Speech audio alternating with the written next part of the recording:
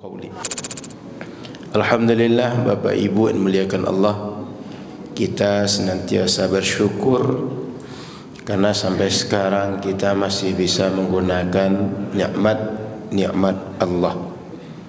Salawat terangkai salam pada Rasul sallallahu alaihi wasallam. Mudah-mudahan nanti di akhirat kita termasuk berkumpul bersama Nabi Muhammad sallallahu alaihi wasallam. Amin ya rabbal alamin. Bapak Ibu yang muliakan Allah Subhanahu wa taala, kita dalam mengaji akidah ini mengikut akidah Ahlus Sunnah wal Jamaah. Saya akan membacakan satu komentar Imam Ibn Khaldun, seorang ulama yang terkenal dengan Muqaddimah Ibn Khaldun, sebuah kitab sejarah yang di dalam kitab itu memuat banyak informasi emas dalam peradaban Islam. Apa kata beliau? Qala Ibn Khaldun fi muqaddimatihi, innal fiqh al-mustanbata min al-adillati asy-syar'iyyah kathura fihi al-khilaf bain al-mujtahidin bi ikhtilafi madarikihim wa anzarihim khilafan la budda min wuqu'i. Kata Imam Ibn Khaldun, fikih yang disimpulkan dari pemahaman Al-Quran dan Sunnah, dari dalil-dalil syariat, itu banyak khilaf ulama di situ. Kemudian khilaf mereka karena sebab dalil yang mereka pahami dan persepsi mereka, kesimpulan mereka terhadap pengkajian dalil. Jadi poin pertama, fikih itu bukan produk akal manusia, tapi dia adalah produk akal manusia hasil kajian dari dalil syariat. Artinya fikih itu adalah hasil pengkajian terhadap Al-Quran, Sunnah, Ijma' dan dalil yang lain. Maka semua ilmu fikih itu tak boleh terlepas dari Al-Quran dan hadis. Itu poin pertama. Yang kedua, ulama banyak khilaf di situ. Kenapa khilaf? Bukan karena mengambil sunnah dan tidak sunnah, tapi karena dalam memahami sunnah mereka tidak sama kesimpulan hukumnya. Sama-sama memahami teks, tapi hasil pemahaman teks tidak sama. Nah, itu. Wattasa'a fil millati ittisa'an 'azima, sehingga di dalam agama terjadi ikhtilaf yang agak luas. Kenapa? Karena Allah berikan manusia ini akal. Akal ini kemampuan tak sama. Kepala sama hitam, tapi isinya tak sama. Wa kana lil muqallidina ay yuqallidu man sya'u. Maka masyarakat tinggal ikut siapa ulama yang akan mereka ikut. Jadi kalau banyak ulama yang nampak oleh kita yang mereka semuanya orang-orang yang ahli, patut diikuti, silakan ikut yang mana mau diikut. Tidak mesti hanya ikut Imam Syafi'i, Imam Hanafi, Imam Hambali. Tidak, ikut siapa saja. Selama mereka adalah orang ahli, patut diikut. ثم لما انتهى الأمر إلى الأئمة الأربعة وكانوا بمكان من حسن الظن اقتصر على الناس تقليدهم. Tapi kemudian ketika muncul imam yang empat, Imam Malik, Imam Abu Hanifah, Imam Syafi'i, Imam Ahmad bin Hanbal, masyarakat ketika itu mengambil cukup yang empat ini saja. Mereka husnuzan dengan satu di antara empat ini sudah cukup untuk kita mengamalkan agama. Artinya bukan dibatasi, tapi masyarakat sendiri menganggap empat inilah yang sebagai representasi sudah cukup untuk melaksanakan agama. Fa uqimat hadhihi al-madhahib al-arba'ah usulan lil millah, sehingga mazhab yang empat inilah yang dijadikan oleh masyarakat sebagai tempat, sebagai titik tolak mereka dalam mengamalkan agama. Ini dari sejarah begitu asalnya. Jadi dulu semuanya merujuk kepada Rasul, kepada sahabat, kepada murid sahabat, tapi kemudian perilaku manusia, keadaan yang terjadi pada manusia itu sudah mulai semakin berkembang. Karena semakin berkembang, para ulama melakukan kajian terhadap dalil untuk menyelesaikan masalah yang terjadi. Dalam mengkaji dalil, rupanya para ulama tidak satu pendapat saja, tapi mereka beda-beda pandangan hukum. Kenapa? Beda Allah berikan karunia, beda hasil dari pengkajian terhadap dalil yang sama. Contoh yang mudah, ini yang paling mudah sekali. Ketika kita wudu, basuh kepala ini kan ada yang basuh keseluruhan, ada yang sedikit. Kenapa? Ayatnya menyuruh wamsahu bi ru'usikum, usap kepala kalian. Tapi tak disebut Al-Quran apakah keseluruhan, setengah, seperempat atau sedikit, tak sebut. Cuma ketika dibaca kepada hadis, dilihat kejadian Rasul, karena hadis sebagai penjelas. Rasul pernah ketika mengusap itu, beliau usap keseluruhan. Taruh jempol di sini, ujung jari pertemukan, usap belakang, balik lagi. Dalam sebagian hadis ditemukan Rasul pakai imamah, beliau angkat sikit, cuma usap di sini saja. Artinya keduanya dilakukan Rasul. Berarti keduanya adalah berdasarkan sunnah. Maka kemudian ulama menyimpulkan, kita mengusap seluruhan sesuai dengan sunnah, mengusap sebagian sesuai dengan sunnah. Contoh yang lain, ketika kita berdiri mau sujud, kita dahulukan lutut apa tangan? Nabi melakukan keduanya. Terutama ketika badan Nabi mulai berat dan sudah agak tua, itu beliau dahulukan tangan dibanding kaki. Bapak-bapak, kira-kira gimana Pak? Kalau sudah agak senior sedikit, dahulukan tangan atau kaki? Yang lebih ringan, lebih enak badan itu mana? Tangan dulu kan? Ibu-ibu, enak tangan dulu kan? Tapi ketika muda, jadi orang meletakkan kaki dulu atau tangan dulu, dia sejalan dengan sunnah. Jadi kenapa dia beda-beda pendapat? Karena ketika mengaji hadis ini, rupanya Nabi saat beliau sehat, saat muda, lutut beliau letakkan dulu. Saat beliau sudah mulai sepuh, badan mulai agak berat oleh lemak, beliau meletakkan tangan dulu. Rupanya kalau kita tanya orang tua sekarang, sama seperti Rasul itu. Betul Bapak Ibu? Jadi ini adalah sebuah fase perjalanan hidup manusia yang dia tak bisa kita ingkari terjadi dengan manusia sekarang. Rasul juga terjadi itu dengan beliau. Jadi Bapak Ibu, para ulama kita ketika mengatakan sunnah letakkan kaki dulu dibanding tangan, kenapa? Memang Rasul begitu biasanya. Tapi kemudian dia menyimpulkan tangan dahulu dibanding kaki. Rasul juga melakukan itu ketika badan beliau sudah mulai agak berat dan sudah agak sepuh. Jadi perbedaan ulama itu bukan satu ngambil sunnah, yang satu bukan. Saya lanjut. Jadi intinya sekarang masyarakat mengambil yang 4 saja. Kenapa?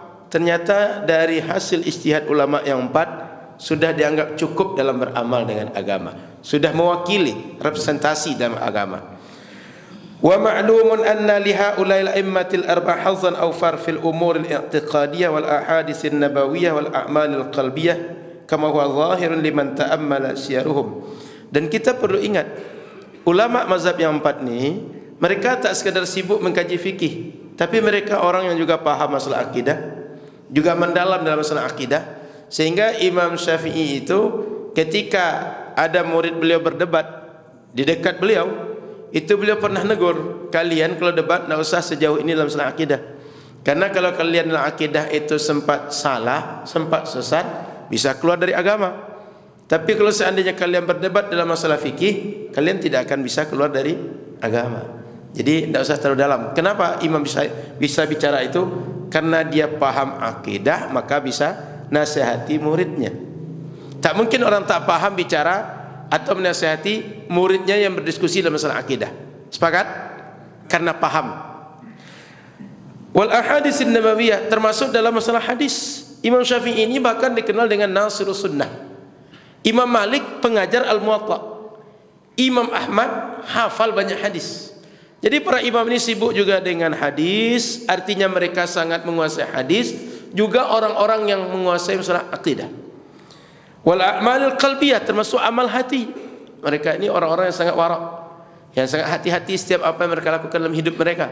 Mereka orang-orang yang hatinya sibuk dengan baca Quran. Imam Abu Hanifah itu kalau bulan Ramadan khatamnya 60 kali. Sekali siang, sekali malam. Kita Ramadan berapa kali khatam Quran? Atau setahun berapa kali khatam Quran? Ini orang satu hari 2 kali kalau Ramadan. Artinya mereka ini para imam yang hatinya sibuk dengan zikir kepada Allah dan sibuk dengan berbagai perkara yang biasa menjadi amalan orang kaum sufi, ahli tasawuf. Artinya mereka ini adalah orang yang paham dengan hadis, yang paham dengan akidah, dan pengamal amalan yang merupakan amalan orang tasawuf. Wa inna ma kana a'zamu ishtighalihim bi ilmi al-fiqh li'annahu kana huwa al-ahammu fi zamanihim. Tapi kenapa kita dapat dalam sejarah itu mereka seakan-akan kajian mereka cuma fikih, tidak ada akidah, tidak ada hadis, tidak ada masalah tasawuf. Kata Ibn Khaldun, li'annahu kana huwal ahammu fi zamanihim, karena itulah yang paling penting, yang paling urgen, yang paling perlu untuk dikaji oleh mereka di zaman mereka. Jadi mereka memandang kesibukan kami dalam masalah agama ini dalam aspek fikih untuk mengkaji bagaimana masyarakat hukum perbuatan-perbuatan yang mereka lakukan, itu yang paling penting di zaman itu. Bukan karena yang lain mereka tidak peduli atau tak penting atau tak perlu dibahas, tapi menurut mereka yang lain itu dia perlu, cuma tidak seperlu membahas fikih di masa imam yang 4 itu. Maka mereka cuma menonjol dalam masalah fikih. Wa ammal bid'u wal ahwa'u fil umuril i'tiqadiyah wal iddiwa'il qalbiyah wa in wujidat fi zamanihim lakin lam yantashir fil aqtari shiraruha wa lam yu'zam fil khalqi syarruha.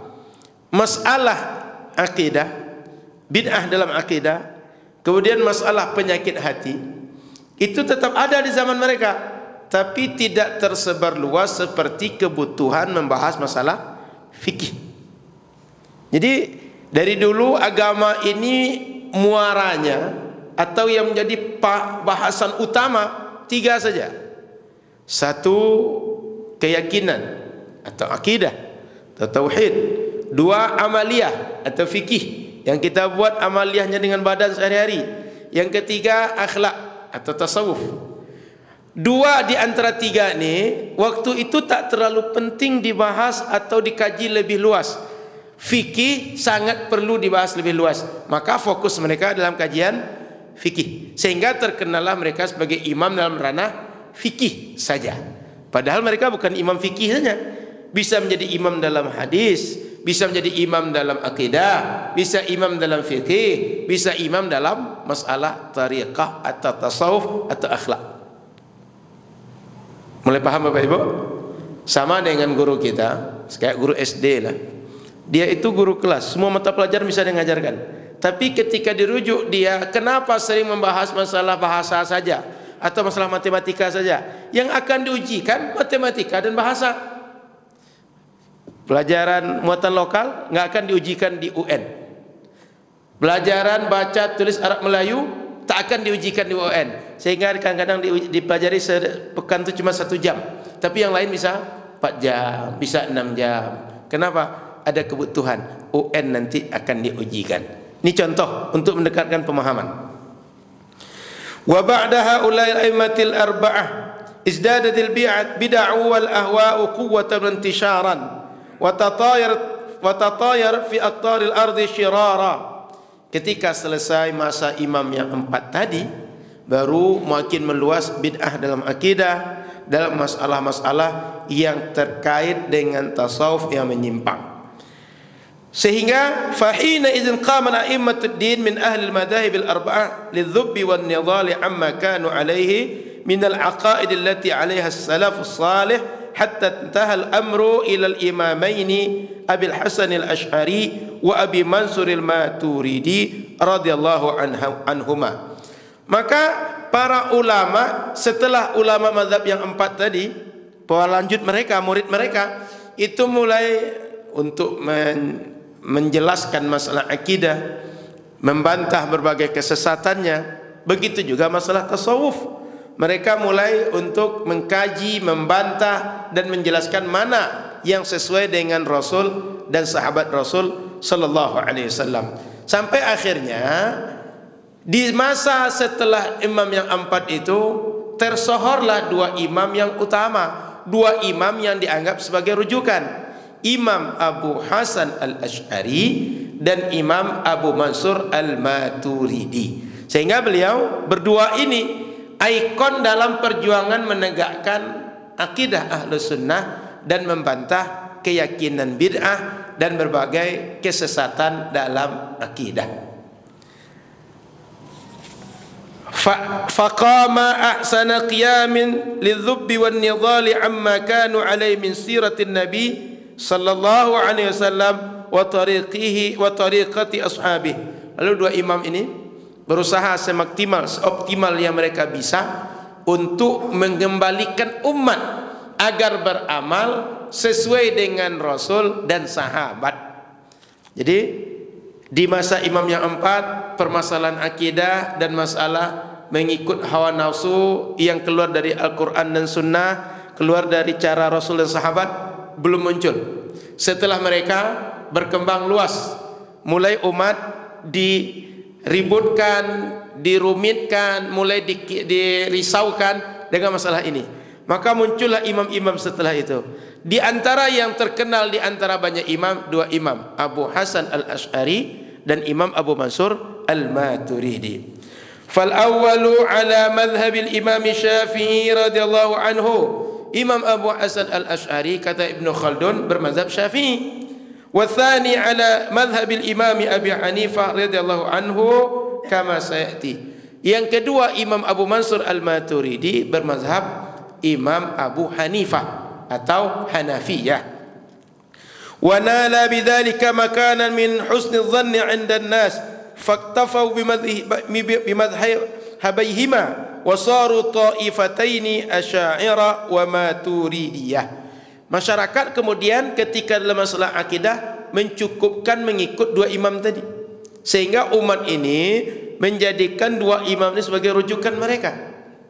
Yang lain ada juga imam yang hebat, tapi bagi mereka cukup yang 2 ini sudah representasi dalam masalah akidah.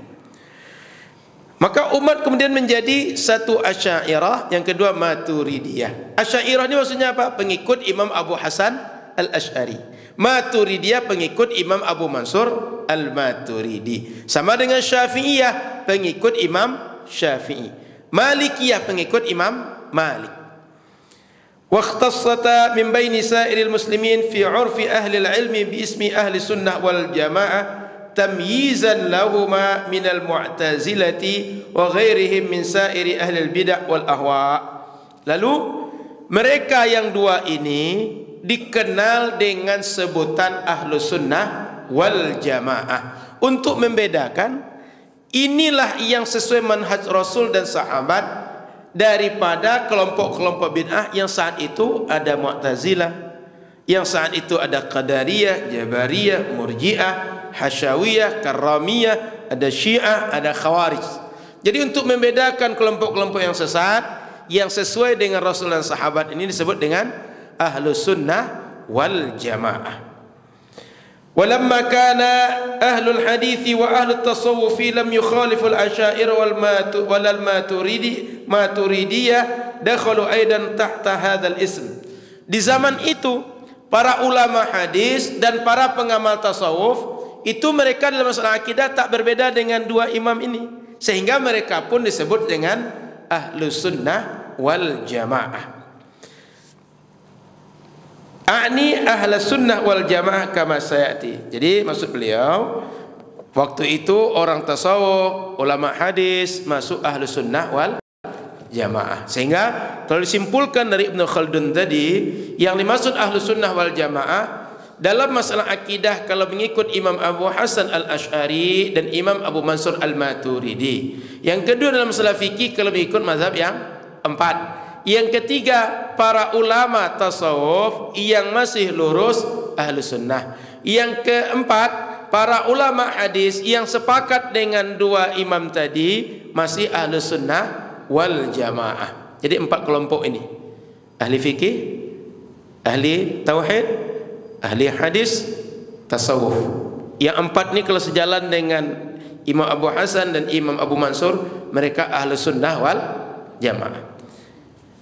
Terakhir, faslun qala Ramli fi syarh al-minhaj. Imam Ramli dan kitab syarah al-minhaj, wal mubtadi'u man khalafa fil aqaidi ma alaihi ahli sunnah mimma kana alaihi nabi sallallahu alaihi wasallam wa ashabihi wa man ba'dahum. Yang disebut ahli bid'ah adalah siapa saja yang menyalahi akidah ahli sunnah wal jamaah. Berarti menyalahi yang kelompok 4 tadi. Kemudian menyalahi akidah Rasul dan sahabat, keluar dari akidah Rasul dan sahabat dan generasi setelah Rasul dan sahabat, maka mereka disebut dengan ahli bid'ah. Wal muradu bihim fil azminatil mutaakhirah imamaha Abul Hasan al-Ash'ari wa Abu Mansur al-Maturidi wa atba'uhuma. Di zaman Imam Ramli di abad ke-9, yang dimaksud dengan ulama ahlu sunnah yang mengikut Rasul dan sahabat itu adalah 2 imam, Abu Hasan al-Ash'ari dan Imam Abu Mansur al-Maturidi. Jadi Bapak Ibu yang dirahmati Allah Subhanahu wa taala, istilah ahlu sunnah ini muncul ada sejarah. Kenapa muncul dia ada sejarah? Sebab dulu umat ini semasa Khalifah Utsman bin Affan ke belakang itu banyak muncul kelompok bid'ah. Ada Khawarij, ada Syiah, ada Mu'tazilah, ada Murji'ah, ada Qadariyah, Jabariyah, dan berbagai kelompok yang lain. Di masa imam yang 2 tadi, mereka mengembalikan umat kepada akidah sesuai Rasul dan sahabat.